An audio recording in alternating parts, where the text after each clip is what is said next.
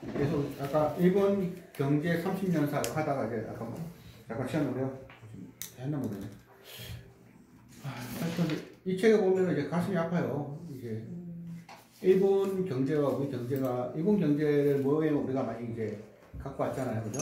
그런데 우리나라가 일본을 한 10년씩 뭐 뒤쫓아가고 있잖아요. 그럼 우리의 미래가 이렇게 될 거라는 거예요. 뭐 우리는 그렇게 되지 않기를 바라고 있는데, 근데 이 책에서 계속 얘기하고 있는 게 뭐냐면은 그 각 정부별 우리 치면은 이명박, 박근혜, 문재인 정부처럼 여기도 정부가 몇 번 바뀌었더라고요. 민주당 정부도 있고 자민당 정부도 있는데 그 모든 정부들이 얘기했던 거는 경제 살리겠다는 거예요. 근데 결국 노력을 했는데도 지나고 보니까 실패를 했는데 그 당시에는 자기들 나름대로 매우 노력했다는 거예요. 이게. 근데도 매출이 일어나지 않으니까 주가가 못 가는 거예요. 그러니까 기업의 성장은 매출의 증가고 매출의 성장이고 어떤 나라의 성장도 그 회사 그 나라의 매출의 증가인데 일본 같은 경우는 매출이 정체가 돼버렸다는 거죠. 20년 동안 얼마큼 늘어나냐면 기업 매출은 5%가 늘었고 명목 GDP는 3%가 늘었더라고요. 20년간. 1년간이 아니라 20년 동안. 아주 끔찍하죠.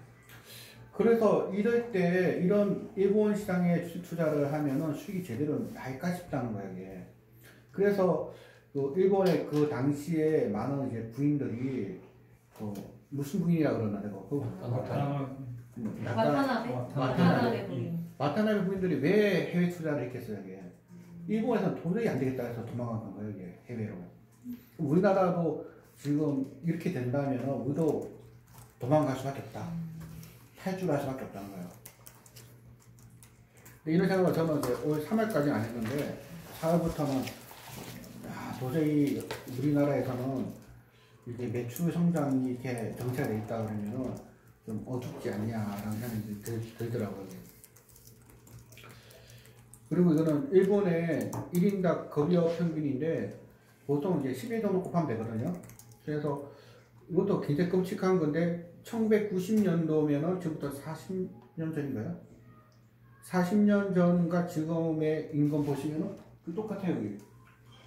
여러분의 임금이 40년 전에 이 임금이라든지 혹은 40년 전 우리 부모님이 받았던 임금을 지금 우리가 받고 있다고 생각을 하면은 와 이거 완전히 그냥 해란 헬조선이 아니라 헬재팬이에요. 헬재팬. 그런데 제가 아까 말씀드린 거는 이게 우리나라의 미래랍니다. 우리는 빨리 이제 탈주를 해야 된다. 돈을 벌 수 있는 곳으로.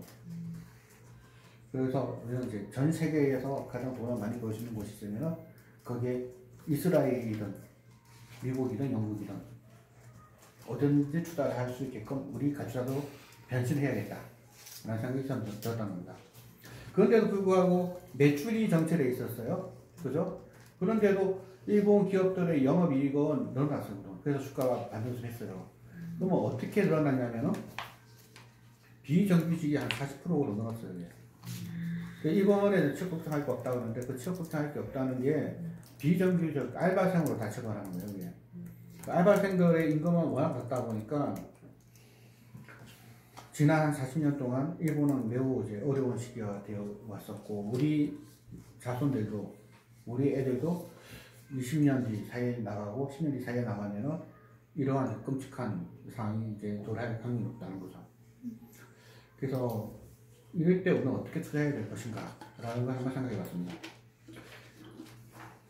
1차 산업혁명의 중심지는 영국이었죠. 2차 산업혁명의 중심지는 미국이었습니다. 영국에서는 산업혁명이 일어나면서 노동생산성이 엄청나게 적어졌어요.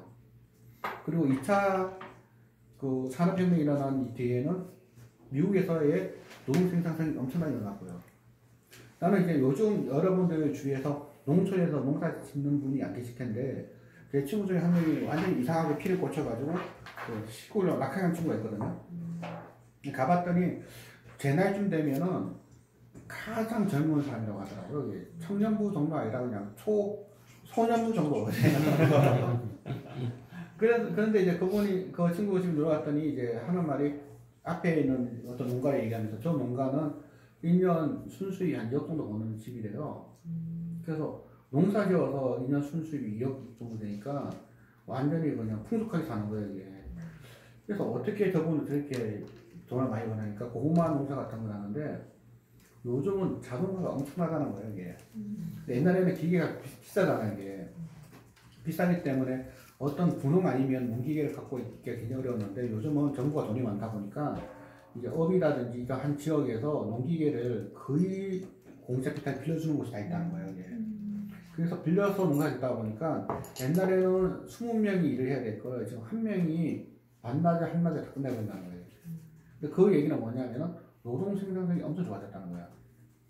그 반대로 얘기하면은 이제 취업률은 떨어지는 거지. 예전에는 20명의 일자리가 있어야 될 거라 지금 한 명이 해도 돈을 벌 수 있으니까. 그러면 우리가 이제 임금이라든지 우리가 어떤 기업에 투자할 때 그 기업에 투자할 때 그 기업에 일하는 사람들의 임금 수준도 한번 봐야 된다는 거야. 그래서 임금을 높게 주고 있는 기업은 첨단 산업에 속한 기업일 거고 임금 수준이 굉장히 낮은 기업들은 그 굉장히 노동 착취형 그런 기업인 경우가 많거든요. 그래서 노동 생산성이 높은 기업 그런 기업에 우리가 좀 투자를 해야 될 것 같고 근데 우리나라 전체적으로 보면은 그 노동 생산성이 뭐 압도적인 꼴찌예요. 그래서 노르웨이 같은 거는 뭐 시간당 80달러 정도 생산했는데 한국 같은 거는 36달러 정도. 좀 더 이제 세부적으로 보면은 한국은 거의 한국과 경쟁하는 나라들은 뭐 헝가리, 칠레, 뭐 멕시코 정도 외에는 우리보다 농업 생산성이 떨어진 나라들이 없어요. 이게. 우리나라는 그 생산 자체가 좀 많이 낮다는 거죠. 시간당 생산해내는 거. 만약에 시간당 8만 원 생산해낸다면은 시간당 이것만 4만 원 줄 수 있을 거 아니에요. 근데 시간당 생산해내는 돈 자체가 3만 7천 밖에 안 되니까 아무리 돈을 많이 주려고 해도 많이 줄 수가 없다는 거예요. 이게. 그래서 현재 OECD 평균보다도 우리나라는 많이 노동 생산이 떨어져 있고 그렇다 보니까 우리나라는 이 문제를 고질적 문제를 해결하기 위해서 노력하고 있는데 그러면 어떤 기업들이 이제 그 노동 생산성이 좋은 기업이냐고 그러면 우리 다들 아는 것처럼 진흥화되어 있는 상품이 있잖아요. 그러니까 굉장히 저임금의 그 일자리가 있고 고임금의 일자리가 있는데 고임금의 일자리는 노동 생산성이 높으니까 높은 임금을 줄 수가 있는 거고 노동 생산성이 낮은 업종에 있는 기업들은 노동 생산성이 낮은 데 맞춰서 돈 줄 수밖에 없는데 이건 바로 영업이익 OPM과 연결된다는 거예요. 이게. 어떤 기업이 이것만 많이 준다는 거는 고급 인력을 쓰고 있다는 거고 첨단 산업이라는 얘기가 되고 반대로 어떤 기업이 임금이 너무 짜다고 그러면은 그 기업은 그 고임금자를 쓸 수 없을 만큼 영업이익이 낮다는 거예요. 그래서 저는 어떤 기업을 투자할 때 똑같은 기업 4개가 이제 어떤 제품을 만들었다고 그러면 이 4개의 기업의 임금을 봐요. 그래서 만약 A라는 데는 평균 한 5천만 원 주는데 뭐 C, D 기업들은 평균 한 3천만 원 준다 그러면은 5천만 원 주는 기업이 경쟁력이 있다고 봐야 돼요. 그리고 똑같은 인재가 있다고 그러면은 연봉 많이 주는 데를 가지 않겠어요, 이게? 연봉을 많이 줄 수 있는 기업은 좋은 기업이라는 거예요. 우리가 투자할 때 고품질 기업에 투자하는 방법을 중에서 한 가지 방법은 임금 수준을 보는 건데 제가 이제 본 상담 중에 한 기업은 그 연구원들의 평균 연봉이 2억 3천만 원가 되더라고요. 그 공시에 나온 거 내가 확인해 봤더니 그러면 그 기업은 굉장히 그 인재들을 잘 모시고 있는 기업인 거예요. 어떤 기업들은 연봉이 뭐 2,500만 원이고 평균 근속 연수가 1.3년. 그러면은 연봉도 작고 그리고 오래 근무하지 못한다는 얘기잖아요. 그런 기업들은 계속 이제 저임금의 노동 착취형 기업이다 보니까 기업 경쟁력도 없고 그러다 보니까 영업이익률이 3%도 안 나오고 그런 기업도 많다는 거예요. 우리가 투자할 때 좀 노동 생산성이 높은 기업, 고품질의 기업, 그러니까 버핏이나 이런 분들 얘기 보면은 고품질의 기업에 투자해라는 얘기를 많이 하는데 그거를 좀 더 쉽게 볼 수 있는 방법은 고임금의 기업에 투자하면 돼요. 임금을 많이 주는 기업에 투자하면 그 기업은 경쟁력이 있는 거예요.